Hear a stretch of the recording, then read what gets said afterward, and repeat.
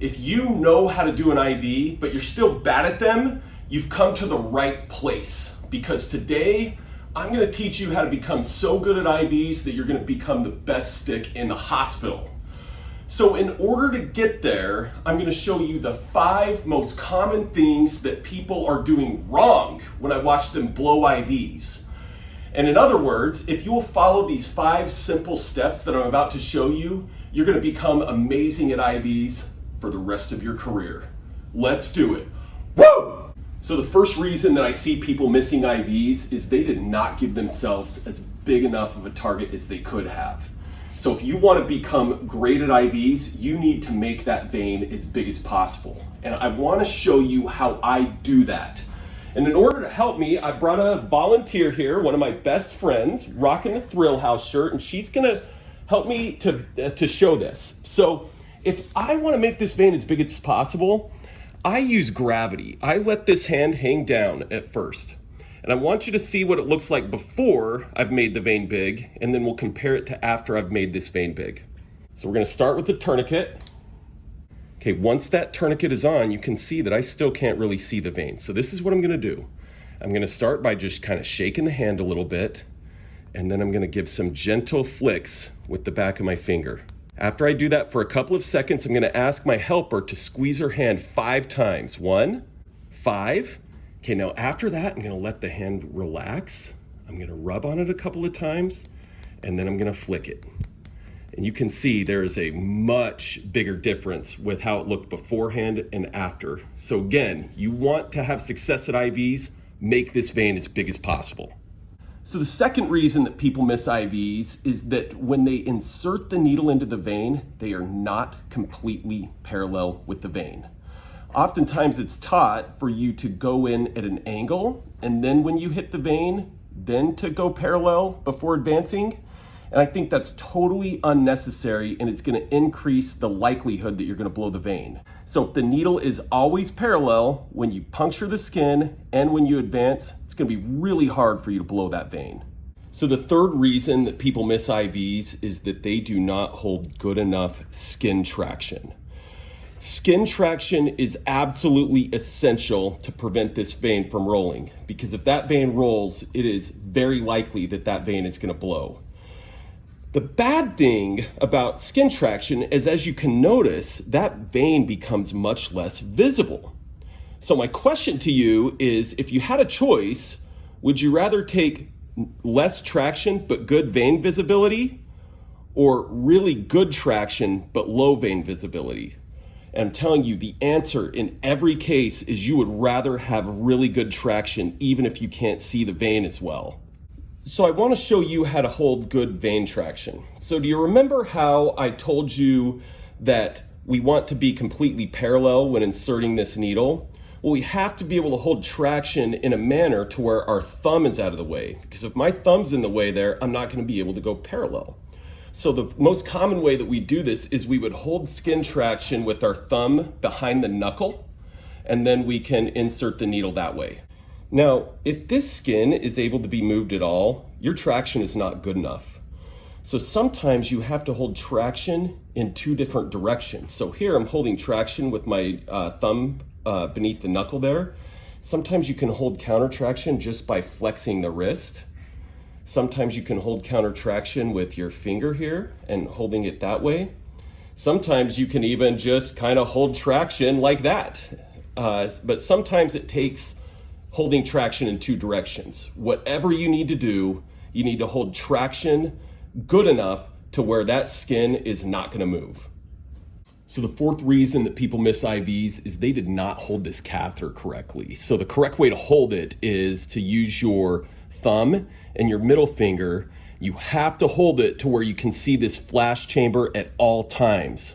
Holding it in this manner is going to allow you to, once you are in the vein, to push the catheter off the needle with your index finger.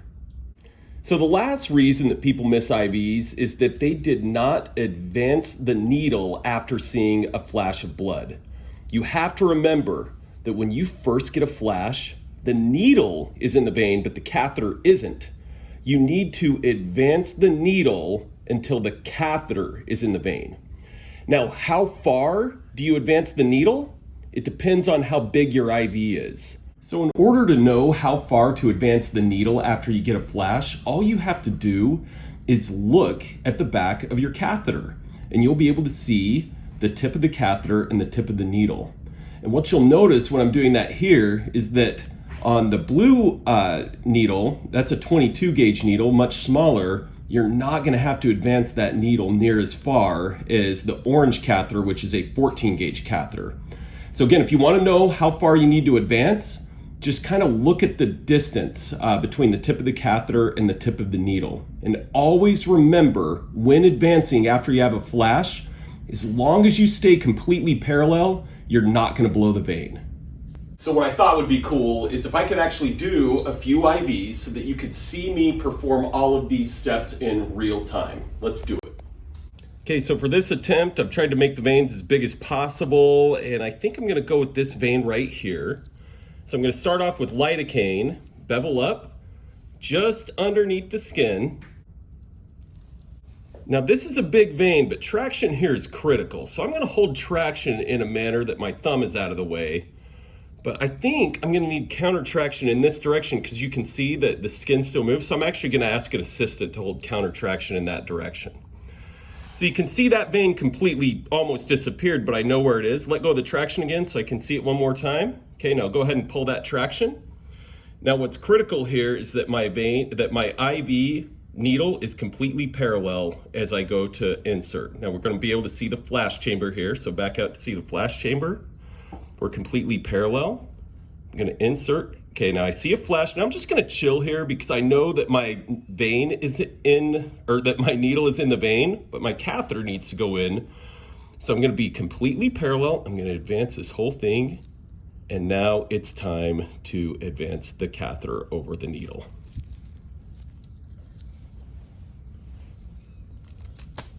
Okay, now I always put gauze under here before I connect my IV, just in case I get a little blood back. Connect this here. Okay, now it's time for our tegaderm. Yep, just like that. Now I want to flush this thing just to make sure it's good. Flush is very nice. We're golden, baby. So this one's a lot more straightforward, except just got a straight vein there. So a little bit of lidocaine right under the skin. Okay, so I'm gonna hold the catheter to where I can see the flash chamber. I wanna get good traction and keep my vein completely parallel. I'm gonna go right where I did that lidocaine. The key is I'm completely parallel. I'm gonna go until I get a flash. See, I've got a flash of blood, so I chill. Needle's in the vein right now, but the catheter isn't, so I'm gonna advance ever so slightly as I'm parallel. Now I can advance that catheter over the needle. So I got some gauze there. Gonna take that needle out. Well, thank you, gauze, for not doing anything. Connect up and let's put that oxide on. We're just gonna flush a little bit to make sure that we are in. It flushes really nice. So I thought it'd be helpful to demonstrate a really difficult one. I've got a vein right there that I'm gonna have to use a 22 gauge on. And so I'm gonna start by just doing a little bit of lidocaine. Now I can kind of see the vein going that way, so I'm just gonna go right through where I did my numbing medicine. I'm gonna look at my flash chamber.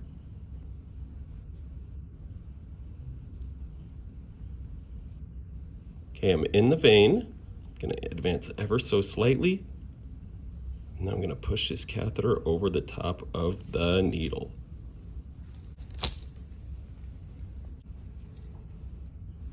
And I'm just gonna see if this flushes before I put my oxide on.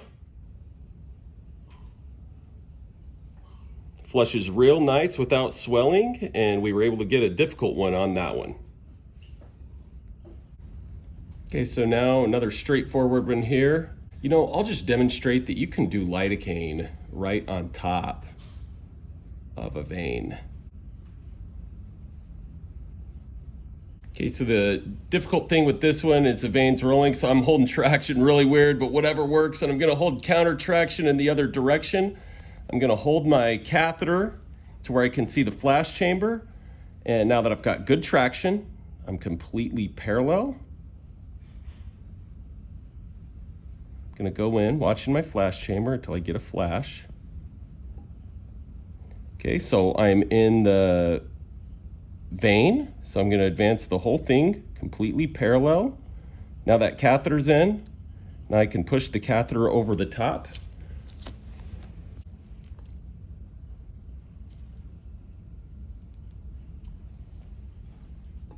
See if this flushes. Looks like it's flushing good, no swelling. We got it. Okay, one final thing that I want to say is sometimes once you've advanced the needle and the catheter into the vein and you're trying to thread this off the finger, sometimes this catheter gets a little bit stuck.